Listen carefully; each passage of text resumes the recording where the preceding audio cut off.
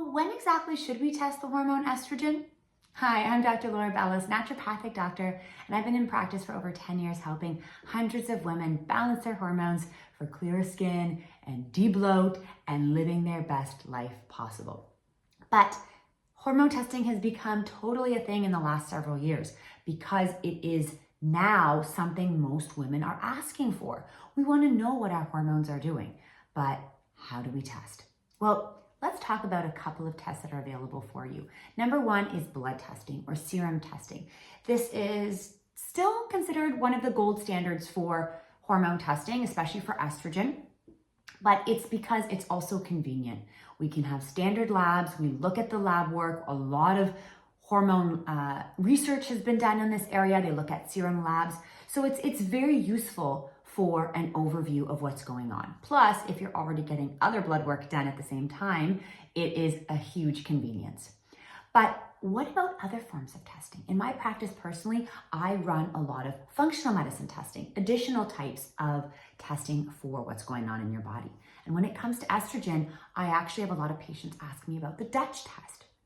The Dutch test is a dried urine metabolite test. So basically you pee on a strip of paper and it looks at a lot of your hormones.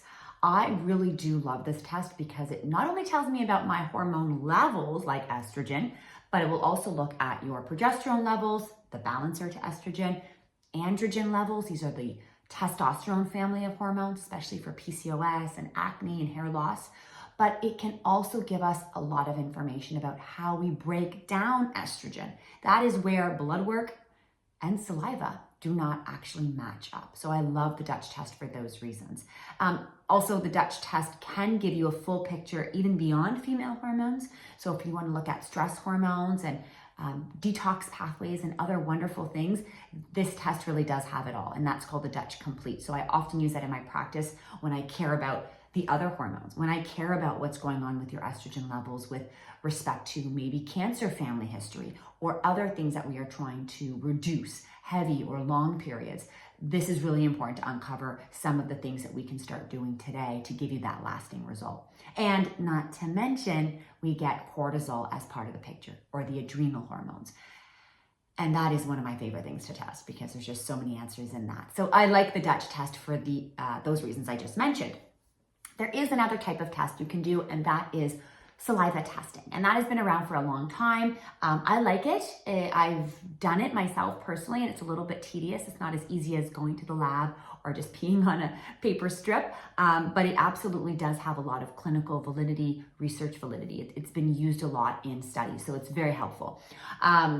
But I don't use it more often than the Dutch urine test or the blood work. So I really say, in general, if you're gonna get other blood work, get your estrogen checked at the right time of the month. And if you are not sure what's going on with any of your hormones and you think stress might be a factor, go for something like the Dutch Complete. And that's a full picture of your whole hormone picture that is easily done in the comfort of your own home. If you have questions about hormone testing, send me a note in the comments below. I'd love to hear your take on hormones.